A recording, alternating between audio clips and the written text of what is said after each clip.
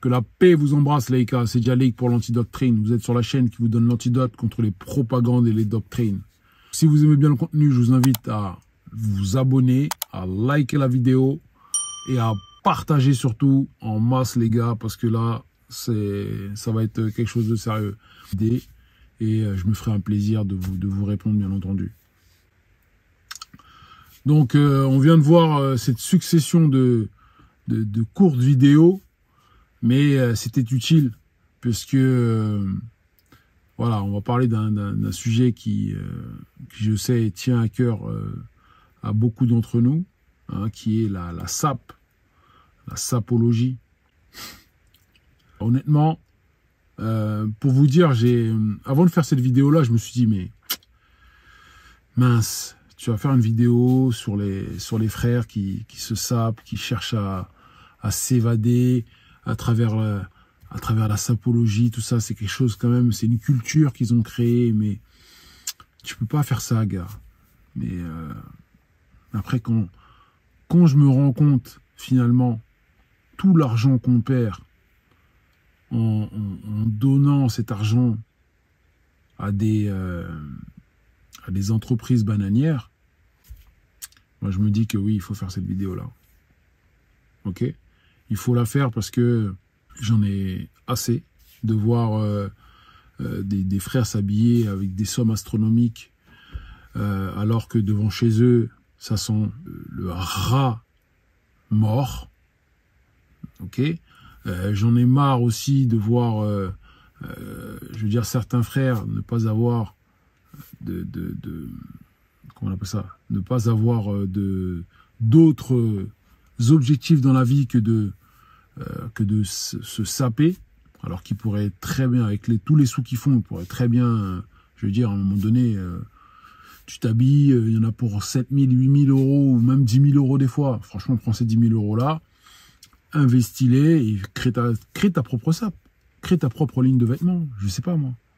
Mais ne va pas, en tout cas, l'investir dans des entreprises bananières, ne va pas l'investir dans des entreprises qui prônent l'homosexualité, qui prônent toutes sortes de mœurs qui ne sont pas les nôtres. Ça va ou pas? C'est ça qui me fait mal au fond de moi. Vous voyez ce que je veux dire? Ça veut dire que nous sommes tout le temps dans cette espèce de fausse vision, ou bien cette espèce de doctrine que les Européens nous ont mis, hein, même pas de leur plein gré finalement, puisque comme vous l'avez vu sur la vidéo, ça veut dire que ce sont des personnes qui ont commencé à imiter le colon, comme si c'était une sorte de revanche spirituelle, je ne sais quoi, je ne sais pas comment on peut appeler ça, mais pour moi, ça n'a pas lieu d'être, d'accord? Ça n'a pas lieu d'être parce que des marques comme, j'ai même pas envie de citer leur nom très honnêtement, les marques italiennes qui mettent des hommes en talons aiguilles, pour moi, les Noirs ne devraient pas porter ça, très clairement. D'accord? Personne d'ailleurs, mais encore plus les Noirs ne devraient pas porter ça. Je trouve ça très humiliant et le fait qu'on puisse continuer à donner de la force à ces personnes-là et non à un courturier noir ou je ne sais quoi. En fait, ça fait comme si, bien entendu, ces personnes-là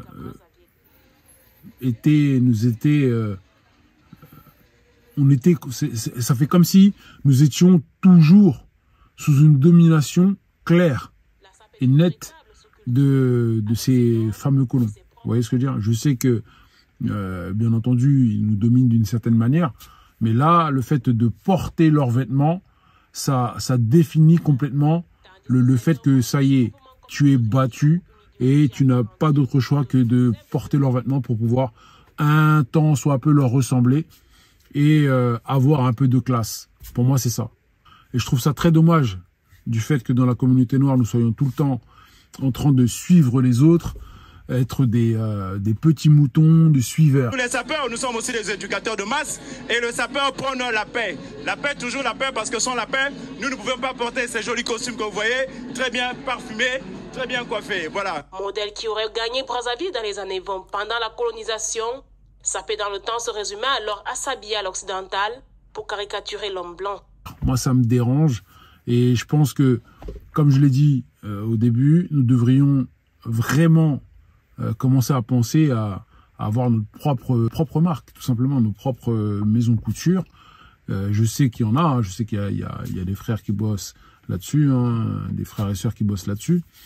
Mais je veux dire par là que lorsque tu as autant d'argent à mettre et que finalement on n'a pas une grande bibliothèque chez soi, on n'a pas des grands business, parce que bien souvent ces personnes de la sapologie malheureusement ne montrent pas grand chose dans le monde réel, c'est-à-dire que ils ne sont pas de grands investisseurs, ils ne sont pas des personnes entre guillemets richissimes, bien au contraire. Donc c'est à tout ça qu'il faut faire attention. Vous voyez, je pense que on essaiera peut-être certainement de faire plusieurs vidéos là-dessus, mais c'est toujours la même chose. Ça veut dire que on s'habillait j'avais vu un reportage où le frère Zaïrois, il s'habillait avec des chaussures en peau de crocodile. Finalement, le gars, il était tiré à 4 épingles. Finalement, quand il sortait devant chez lui, bah, il marchait dans la boue, le gars. Tu vois, habillé en blanc. Il y en a qui étaient habillés en blanc avec des belles chemises fuchsia, tout ça, etc. Mais finalement, en fait, à Kinshasa ou je sais pas où, à Brazza, les gars, il y a pas de nom, en fait. Il y a juste à regarder. C'est ça, je comprends pas. C'est-à-dire que on est dans une détresse, pour moi, mentale, où il faut que quelqu'un arrive à nous dire non, les gars, attendez, votre argent, vous pouvez le mettre dans autre chose. Ça veut dire que avant de vouloir s'habiller, soit de porter, parce que les mecs qui dansaient au début, je crois qu'ils étaient une vingtaine. Ben, tu prends cette vingtaine de personnes-là, ils sont au moins à 5 000 € par personne. Avec ces 5 000 € là, je pense qu'il y a possibilité de faire quelque chose quand même, de nettoyer un petit peu. D'accord? Là où on va poser nos pieds, il y a possibilité de nettoyer, de sortir, entre guillemets, les déchets qui sont devant chez nous, de les expulser ailleurs, de les mettre dans un endroit privé pour les déchets. Comme ici en Europe, c'est-à-dire qu'il y a des déchetteries. Et les déchetteries, ils sont pas devant chez nous. Je sais pas, j'ai l'impression parfois de me répéter sur certaines vidéos, mais c'est la réalité. Il faut qu'on arrive à rentrer dans une logique où nous sommes pas arriérés. D'accord? Nous ne sommes pas arriérés, c'est-à-dire que tu peux pas te balader à 4 épingles, puis finalement tu marches dans la merde. C'est pas possible. Et finalement, tu mets du parfum de haut des couturiers soi-disant qui sont des parfums extrêmement chers, pour finalement autour de toi ça sent la merde. Non, les gars, quand même, ça va pas ensemble. Tu vois, par exemple les Européens, quand ils s'habillent comme ça ou quand ils se parfument, etc. chez eux, mais crois-moi, ça sent pas la merde. Là où ils marchent, c'est bétonné, ça sent pas la merde. Ils marchent pas sur la merde. Tu vois ce que je veux dire? C'est vrai qu'à une certaine époque, les trottoirs de Paris, bon, il y avait de la merde et du pipi de caca chien, tout ça, du caca de chien, blablabla. Mais voilà, maintenant ils mettent des amendes. En Suisse, c'est depuis longtemps, en Belgique aussi. Donc, voilà. Donc, si nous voulons réellement copier ces personnes-là, copions-les déjà dans la propreté. Ok? Je dis pas que les Européens c'était les plus propres du monde, loin de là. D'accord? On sait très bien qu'à une certaine époque, c'était les plus crasseux au monde, mais ils ont su rattraper ce retard. Tandis que nous, les gars, quand même, Un peu de respect pour nous quand même. Déjà, même avant même les sapes, ayons du respect pour nous. Si nous voulons réellement, je veux dire, salir ces sapes-là, ces couturiers français, italiens, tout ce que tu veux, américains, blablabla, ben, à la limite, achetez du faux, d'accord? Faites jouer le faux, malheureusement, hein, je suis obligé de vous dire ça. Mais ne vous habillez pas dans du vrai, à 4 000, 5 000 euros la veste, je sais pas quoi. Puis au final, excuse-moi, mais non. D'accord, ta famille elle meurt de faim, t'as aucun projet de vie, t'as rien du tout. C'est pas comme ça, les gars. Ok? Donc, prenez cet argent-là, investissez-les dans une formation, hein, d'accord, soit dans le bâtiment ou autre, dans les, je veux dire, dans l'informatique. Apprenez l'informatique, apprenez même apprenez à écrire des livres, etc. Il y a plein de choses à faire. Il y a plein d'histoires à raconter. Il y a plein de choses à faire, à imaginer, que d'aller claquer 4-5 000 euros dans des couturiers qui n'ont qu'air de vous. Ils s'en foutent complètement de vous. Ils sont en train de vous piller là-bas au Kivu. Ils sont en train de nous piller à l'autre bout du monde aussi, en Afrique, en Haïti, au Zimbabwe, ou je sais pas où. Ils sont en train de nous détruire. Et nous, on fait quoi? On achète encore. On les enrichit encore plus.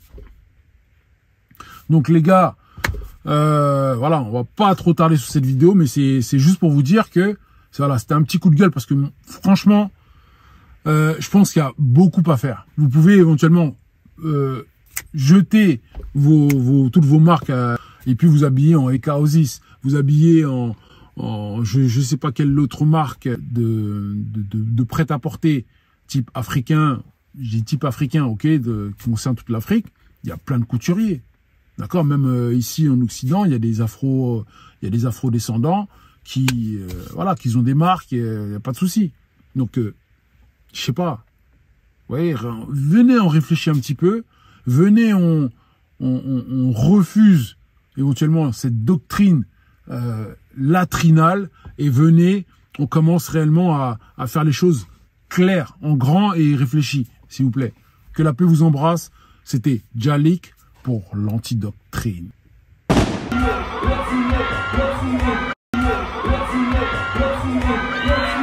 Mais côté la mairie, côté ça l'État dit dans bagay ça mes amis. Mais nous déborder même.